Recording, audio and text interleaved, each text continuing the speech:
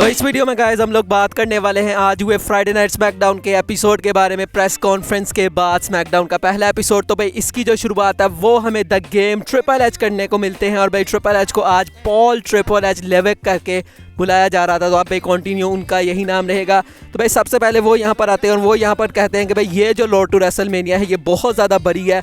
उन्होंने कहा last night भी बहुत ज़्यादा जो है वो बड़ी थी और भाई काफ़ी टर्न्स आ गए हैं अब इस रोड टू रेसलमेनिया के। वो यहाँ पर कहते हैं कि भाई मैं सारी कन्फ्यूजन्स को दूर करने आई हूँ। और भाई कुछ लोग हैं जिनको उनका रोल नहीं पता, वो चाहते हैं कि भाई वो अथॉरिटी के ऊपर बैठ जाएं जबकि वो अथॉरिटी में है ही नहीं। और वो ये भी कहते हैं कि भाई मुझे नहीं पता तुम कहाँ पर बैठते हो। One thing is clear, whether you like it or not, the answer comes from only one place. के आंसर जो है भाई हर चीज़ के वो सिर्फ एक जगह से आते हैं and you are looking at it. मतलब वो यहाँ पर द रॉक को सीधा वार्न कर रहे थे, टारगेट कर रहे थे कि भाई तुम चाहे टीकेओ में हो या जो भी हो, जो डिसीजंस हैं वो मैं लेता हूँ, आंसर्स मैं देता हूँ हर चीज़ के। तो भाई तुम जो भी हो, तुम जहाँ मर्जी सिट कर रहे हो, मुझे इससे कोई भी परवाह नहीं है।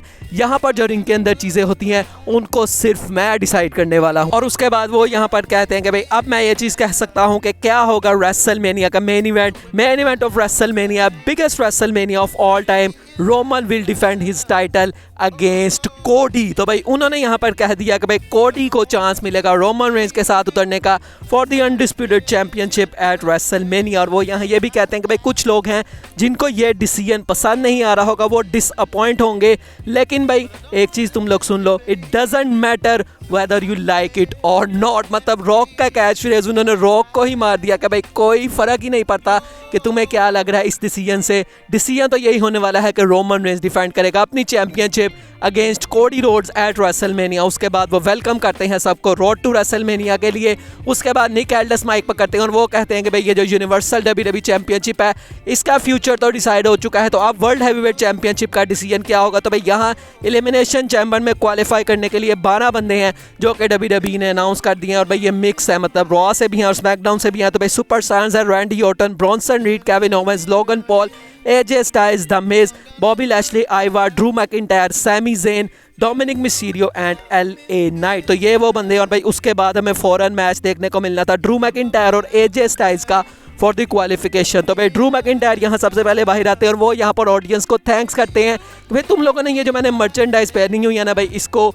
बहुत ज़्यादा सेल करवाया है। तो भाई उसके लिए वो यहाँ पर उनको थैंक यू कहते हैं कि भाई हाँ तुम लोगों का भी वही नज़रिया है पंक के बारे में जो कि मेरा है। और उसके बाद वो ये भी कहते हैं कि भाई पंक को तो इसमें से एक पैसा भी मैं जो है वो नहीं देने वाला। और वो कहते हैं कि भाई अब मुझे ये सारे स्टार से गुजर के जाना पड़ेगा चैम्बर में, उसके बाद मुझे टाइटल अपॉर्चुनिटी मिलेगी। तो भाई कोई बात नहीं, मैं ये अपॉर्चुनिटी दोबारा से जीत लूँगा। और उसके फ़ौरन बाद हमें मैच देखने को मिलता है Drew McIntyre versus AJ Styles का। और यहाँ पर एलए नाइट के पंगे अभी भी एजे स्टाइल्स के साथ चल रहे हैं। तो भाई वो भी यहाँ पर रिंग साइड के ऊपर आते हैं और मैच की एंडिंग में भी भाई उनकी कुछ ना कुछ हमें जो है वो इन्वॉल्वमेंट दिखाई देती है।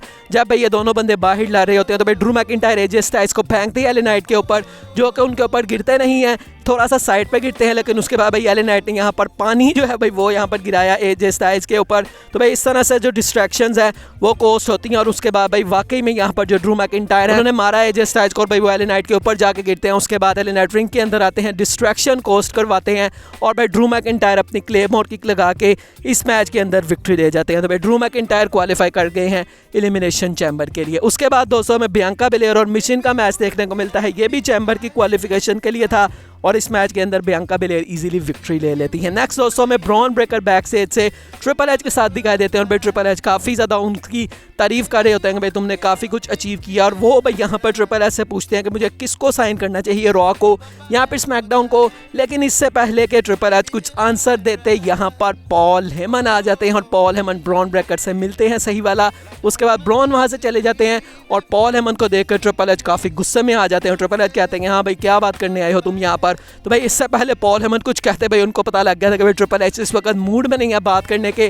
वो कहते हैं कि चलो भाई मैं जा रहा हूँ, मैं नेक्स्ट वीक आऊँगा। लेकिन उन्होंने कहा नेक्स्ट वीक मैं अकेला नहीं आऊँगा, I will come with the undisputed WWE universal champion tribal chief Roman Reigns, और उसके बाद वो वहाँ से चले जाते हैं और फिर वापस आके कहते हैं एंड द रॉक। मतलब भाई ये दोनों बंदों के साथ पॉल हेमन आने वाले हैं। मतलब भाई ये दोनों बंदों ने अपनी एक टैग टीम बना ली है, जो कि भाई अभी लग रहा है जो सिचुएशन में कि भाई इन दोनों की टैग टीम बन गई है। अब भाई इनके साथ क्या होगा क्या नहीं होगा उसको हम आगे किसी वीडियो में कवर ज़रूर करेंगे कि भाई किस तरह से अब आगे पॉसिबिलिटीज़ बन सकती हैं रोमन रेंस और द रॉक की, क्योंकि ये तो मैच लड़ने वाले थे और अब दोनों टैग टीम बना के बैठ गए। तो इनके फ्यूचर को भी भाई हम किसी वीडियो में एड्रेस करेंगे। नेक्स्ट दोस्तों हमें बेली देखने को मिलती है। बेली यहाँ पर आके बताती हैं भाई किस तरह से लास्ट वीक उन्होंने अटैक क्यों किया, क्योंकि वो तो डैमेज कंट्रोल का भला चाहती थी, लेकिन भाई जब से कैरी सेन और जो आस्का है वो आई हैं इस ग्रुप में, तो भाई उसके बाद से ये तीनों बंदियां आपस में बात कर रही होती थी और मैं सुन लेती थी। तो भाई इसलिए अब वो टाइम आ चुका था कि भाई मुझे इनसे जो है वो अलग होना पड़ा। तो भाई उसके बाद यहाँ पर डकोटा का आ जाती हैं जो कि लास्ट वीक मिसिंग थी, और भाई वो यहाँ पर आके कहती हैं कि भाई लास्ट वीक क्या हो गया, भाई मैं तो वहाँ पर थी नहीं, मेरी डॉक्टर के साथ अपॉइंटमेंट थी। तो बेली कहती हैं कि भाई तू एक्टिंग मत कर, तू भी उनके साथ है। लेकिन डकोटा कहती है कि नहीं भाई मैं उनके साथ नहीं हूँ, मुझे पता है तुम्हारी विजन का, तुम डैमेज कंट्रोल के साथ कितना कुछ अच्छा करना चाहती थी। तुम, मैं और ईओ जब थे, तो भाई जो डैमेज कंट्रोल है वो कितना ज़्यादा बढ़िया काम कर रहा था, तो भाई मैं तो तुम्हारी साइड पर ही हूँ। तो भाई यहाँ पर बेली थोड़ी सी कंफ्यूज नजर आती हैं, लेकिन तभी ईओ स्काई का थीम सॉन्ग प्ले होता है और भाई ये तीनों जापानीज सुपरस्टार आकर रिंग को घेर लेते हैं, भाई बेली को घेर लेते हैं। तो भाई उसके बाद जो डकोटा का हैं वो बाहर जाती हैं और वो स्टील चेयर लेके आती हैं, और ऐसा लगता है शायद वो बेली को मारेंगी स्टील चेयर, लेकिन भाई उन्होंने यहाँ ईओ स्काई और बाकी बंदियों के ऊपर चेयर मार दी।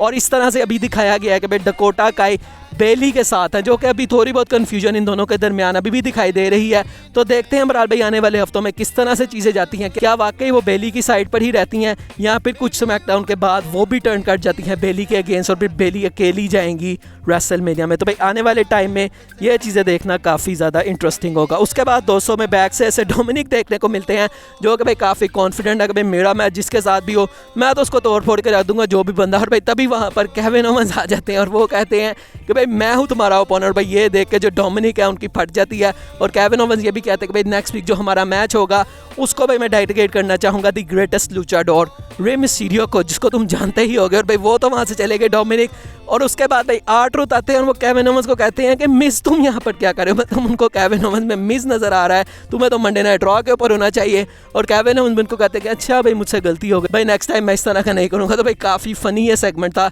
जो कि हमें देखने को मिला। उसके अलावा बैक से हमें लोगन पॉल भी देखने को मिलते हैं जो कि भाई डिसअपॉइंट है कि भाई मैंने तो तुमसे चैलेंजर मांगा था, तुमने मुझे ही एक टाइटल की अपॉर्चुनिटी के लिए जो है वो डाल दिया है। लेकिन कोई बात नहीं भाई, मैं जो है वो ये चैंपियनशिप लेकर रेसलमेनिया में जाऊँगा और मैं सेथ रॉलिंस से भी चैंपियनशिप जीत लूँगा, तो भाई मैं डबल चैंपियन बन के जाऊँगा। और उनको उनका अपोनेंट भी बताया जाता है जो कि मिज है, और भाई ये सुन के लोगन पॉल ज़रा से भी खुश नहीं है क्योंकि भाई उनकी काफ़ी हिस्ट्री रह चुकी है द मिज के साथ। उसके बाद दोस्तों टाइलर बेट और पीट डन वर्सेस DIY का हमें मैच देखने को मिलता है। जैसा एक्सपेक्टेड था ये मैच काफ़ी ज़्यादा अच्छा था, क्योंकि भाई ये दोनों टैग टीम्स जो है NXT से इनकी भाई काफ़ी ज़्यादा हिस्ट्री है। और अगर विनर की बात करें तो भाई अभी करंटली पीट डन और टाइलर बेट की ज़्यादा डिमांड है, तो इसलिए भाई इस मैच के अंदर पीट डन और टाइलर बेट ने हरा दिया है DIY को। अब बात करते हैं दोस्तों शो के मेन इवेंट की। ये भी एलिमिनेशन चैम्बर के लिए क्वालिफाइंग मैच था, Randy Orton versus Sami Zayn. और भाई सैमी ज़ेन के बारे में काफ़ी बुरा लग रहा है कि भाई लास्ट ईयर वो कितना भाई उनका जो स्टॉक है वो हाई था, वो यहाँ पर भाई मेन इवेंट के इर्द गिर्द घूम रहे थे, लेकिन भाई अब उनका जो स्टॉक है वो काफ़ी नीचे जा चुका है, क्योंकि इस मैच के अंदर सैमी ज़ेन ना सिर्फ हारे बल्कि क्लीन हारे, मतलब कि वो भाई रस्सियों के ऊपर से आ रहे हैं और भाई डायरेक्ट यहाँ पर आर के उनको पड़ गया। कोई भी मतलब उन्होंने किक आउट नहीं किया या कोई भी भाई उस तरह का आरकेओ नहीं पड़ा कि भाई पता ही नहीं चला और भाई अचानक से आरकेओ पड़ गया और सैमी ज़ेन हार गए। मतलब क्लियर यहाँ पर जो आरकेओ है वो पड़ता है, और इस तरह से भाई जो रैंडी ऑर्टन है वो एलिमिनेशन चैम्बर में क्वालिफाई कर गया है। तो भाई 2 बंदे क्वालिफाई कर चुके हैं, Randy Orton and Drew McIntyre. अब भाई आने वाले हफ्तों में और भी जो बंदे हैं वो ऐड होते जाएंगे, तो अब देखते हैं। बहरहाल भाई ये रॉक वाली जो सिचुएशन है, रोमन रेंस कोडी रोड, इसको हम भाई ज़रूर किसी ना किसी वीडियो में कवर करेंगे। बाकी भाई आज का जो स्मैकडाउन का एपिसोड था वो काफ़ी एक डिसेंट शो था। बाकी दोस्तों आज की वीडियो यही तक थी, अच्छी लगी हो तो लाइक कीजिएगा, चैनल को सब्सक्राइब कीजिएगा। मिलेंगे नेक्स्ट वीडियो में, तब तक के लिए अल्लाह हाफिज़।